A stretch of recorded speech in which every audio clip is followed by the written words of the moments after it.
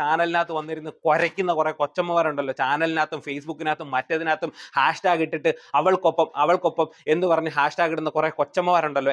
യഥാർത്ഥത്തിൽ കഷ്ടപ്പെടുന്ന സ്ത്രീകൾക്കൊപ്പം നീയൊക്കെ നിന്ന് സംസാരിക്കുക, യഥാർത്ഥത്തിൽ അതിക്രമം അനുഭവിച്ച സ്ത്രീകൾക്കൊപ്പം നീയൊക്കെ നിന്ന് സംസാരിക്കുക. അപ്പോഴാണ് യഥാർത്ഥ ഫെമിനിസവും യഥാർത്ഥ സ്ത്രീപക്ഷവും ആവുന്നത്. അല്ലാതെ കേരളത്തിലെ ഒരേ ഒരു നട്ടലുള്ള മാധ്യമ പ്രവർത്തകൻ ഹാഷ്മിയാണെന്ന് ഞാൻ പറയും. കാരണം വേറൊന്നുമല്ല, മറ്റെല്ലാവരും പറയാൻ മടിച്ചൊരു കാര്യം തന്റെ സ്വന്തം ഇമേജ് പോലും നോക്കാതെ വെട്ടി തുറന്ന് പറഞ്ഞ ഹാഷ്മി. എനിക്ക് ഹാഷ്മിയോട് പറയാനുള്ളത് ഒരുപാട് നന്ദിയുണ്ട് ചേട്ടാ. കാരണം വേറൊന്നുമല്ല, നിങ്ങളുടെ സ്വന്തം ഇമേജ് പോലും നോക്കാതെ ഈ കേരളത്തിലെ ബഹുഭൂരിപക്ഷം പുരുഷന്മാരും പറയാൻ ആഗ്രഹിച്ച കാര്യം വെട്ടി തുറന്ന് ചാനലിലിരുന്ന് ഇതുപോലെ പച്ചയ്ക്ക് വിളിച്ച് പറഞ്ഞതിന് ഒരുപാട് നന്ദിയുണ്ട്.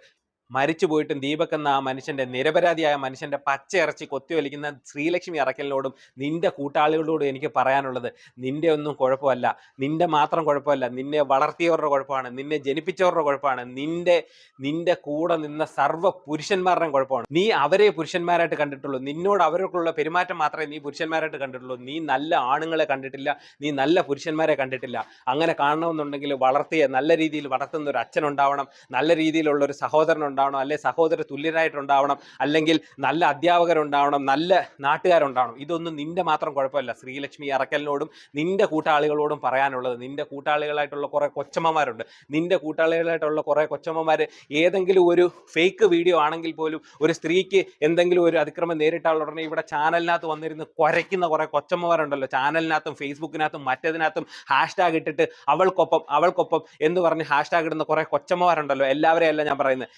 അല്ല ഞാൻ പറയുന്നത്, പക്ഷേ അവളുമാരുടെ ഒന്ന് നാക്ക് ഈ നിമിഷം വരെ ദീപക് എന്നൊരു ചേട്ടന് വേണ്ടിയോ അല്ലെങ്കിൽ ഇതുപോലെ ഫേക്ക് അലിഗേഷൻസിന്റെ പേരിൽ ജീവിതം നഷ്ടപ്പെടുന്നവരുടെ പേരിലോ ഇതുവരെ ഒരു വാക്ക് പോലും വന്നിട്ടില്ല. എന്താ അവനൊപ്പം എന്നൊരു ഹാഷ്ടാഗ് ഇടാൻ നിനക്കൊക്കെ എന്താ ഇത്ര മടി?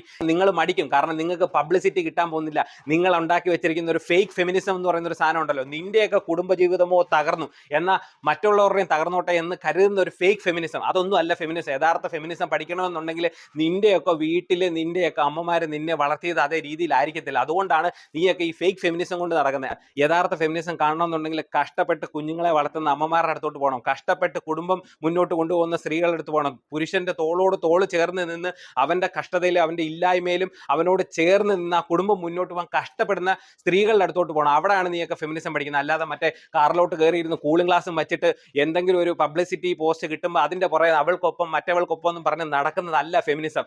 യഥാർത്ഥത്തിൽ കഷ്ടപ്പെടുന്ന സ്ത്രീകൾക്കൊപ്പം നീയൊക്കെ നിന്ന് സംസാരിക്കുക, യഥാർത്ഥത്തിൽ അതിക്രമം അനുഭവിച്ച സ്ത്രീകൾക്കൊപ്പം നീയൊക്കെ നിന്ന് സംസാരിക്കുക. അപ്പോഴാണ് യഥാർത്ഥ ഫെമിനിസവും യഥാർത്ഥ സ്ത്രീപക്ഷവും ആവുന്നത്. അല്ലാതെ നീയൊക്കെ ഇപ്പൊ കാണിച്ചുകൊണ്ടിരിക്കുന്ന ഈ ഫേക്ക് ഫെമിനിസം ഉണ്ടല്ലോ, ഇത് പൊള്ളയാണ്, ഇത് ആൾക്കാർ പൊളിക്കും. ഇപ്പൊ ഈ പെണ്ണുണ്ടാക്കിയ ഈ വ്യാജ പരാതി, ഈ വ്യാജ വീഡിയോയും കാരണം ഉണ്ടാവാൻ പോകുന്ന പ്രശ്നം എന്താണെന്നറിയാമോ? യഥാർത്ഥത്തിൽ ഒരു സ്ത്രീ അതിക്രമിക്കപ്പെട്ടാൽ പോലും അവൾക്ക് സപ്പോർട്ട് കിട്ടാതാവും. അതൊക്കെ നിന്നെ പോലുള്ളവളുമാര് കാണിച്ചു കൂട്ടുന്ന പോക്കൃത്തത്തിന്റെ തന്തയിലാഴിയുടെയും കുഴപ്പമാണ്. പറഞ്ഞ മനസ്സിലായോ? ഒരു അതിക്രമിക്കപ്പെട്ട സ്ത്രീ വന്ന് പറയുമ്പോൾ അവളുടേത് സത്യമാണോ കള്ളമാണോ എന്ന് പോലും പരിശോധിക്കാതെ ഈ നാട്ടില് ബഹുഭൂരിപക്ഷം ആൾക്കാർ നിങ്ങളോടൊപ്പം നിൽക്കുന്ന ഒരു കാലം ഉണ്ടായിരുന്നു.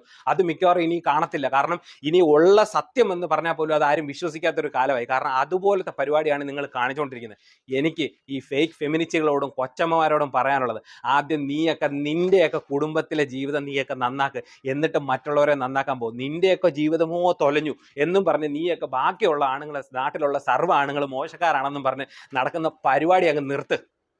ഈ നാട്ടിലെ ആണുങ്ങളെ, ഈ നാട്ടിലെ പെണ്ണുങ്ങൾക്ക് നന്നായിട്ട് അറിയാം. എല്ലാവരും ഈ പറഞ്ഞ കണക്ക് ബസ്സിനകത്ത് കയറി മറ്റിടത്തും കയറി സ്ത്രീകളുടെ അടുത്ത് അതിക്രമം നടത്താൻ പോകുന്നവരല്ല. അന്നുള്ള ജീവിതം എങ്ങനെ മുന്നോട്ട് പോകണമെന്ന് കരുതി, ലോൺ എങ്ങനെ അടയ്ക്കണം, EMI എങ്ങനെ അടയ്ക്കണം, കടം എങ്ങനെ തീർക്കണമെന്ന് കരുതി ഉരുകി ജീവിക്കുന്ന ആണുങ്ങളും ഈ നാട്ടിലുണ്ട്. പറഞ്ഞ മനസ്സിലായോ? നാളെ എങ്ങനെ ജീവിക്കണമെന്ന് അറിയാതെ ജീവിക്കുന്ന ആണുങ്ങളും ഈ നാട്ടിലുണ്ട്. എല്ലാവരെയും നിങ്ങൾ ജനറലൈസ് ചെയ്ത് കളയരുത്. അതിനാദ്യം നീയൊക്കെ നിന്റെ കുടുംബത്തിൽ നിന്ന് പഠിക്കണം. അതിന്റെ കുറവാ.